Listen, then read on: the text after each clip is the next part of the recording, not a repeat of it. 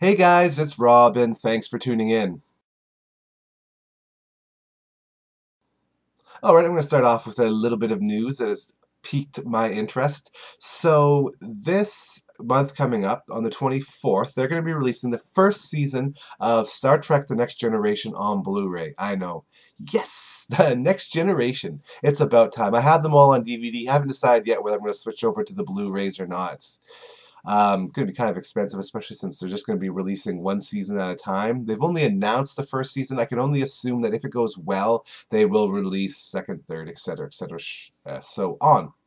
The movie theaters up here, actually, in Canada, are going to go, some of them at least, will be having the first episode, Far Point Station, with Q. I guess it was a dual episode. They'll be showing that in the theater the day before it's released, which I believe is the 23rd. Don't know the price on that yet, probably about $5. That's kind of normally what they do for those type of events. Definitely looking forward to that. Probably going to check that out. I'll let you know what that is like if I am able to do that. Another thing that was going on recently was this Saturday, the last episode of Legend of Korra for this season had finished. Just a quick spoiler alert right here, right now, so fast forward ahead a few seconds if you don't want to hear this.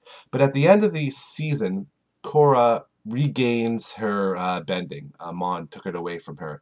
And that was the one thing I think about this whole like last few episodes I didn't like. I almost want her to be able to regain her powers, but not get them back right away. So maybe Aang would help her unblock it, but she still had to relearn firebending and earthbending and waterbending. I think that would set up the next books perfectly well. She would have to go and find new masters and new teachers and all those sort of things and kind of do the same journey that Aang did. Possibly that's not what they want to do. Maybe they want to do something different than the last show. Maybe a more mature type audience, which is definitely something it seems like they are trying to do with this series.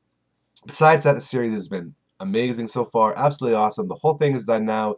Get them all and do like one big Legend of Korra night. I may do that myself, even though I've seen them all already. Okay, this week's Geek Girl is... That's right, it is Carrie Byron. And of course, you all know where she is from. She is from Mythbusters. She works there with Jamie and Adam and Grant and Tori, busting myths, and let's be honest, pretty much just blowing stuff up because that's normally what the episodes contain.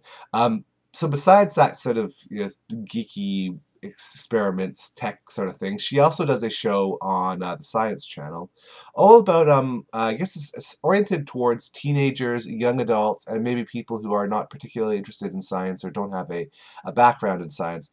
And it does experiments. They have guests to explain scientific concepts. Kind of a fun, I believe it's an hour-long show. So she definitely represents that sort of science and tech side to geeks that I guess is a quintessential part of geek culture, I would say. Besides that, too, she also likes to play games and read books and see geek movies.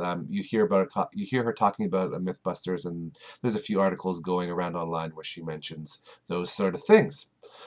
All right, to wrap things up this week, I will be getting a Skype call, and I'm going to ignore that Skype call, and you just heard that Skype call. And I'm going to leave this in the video because I don't do a second take.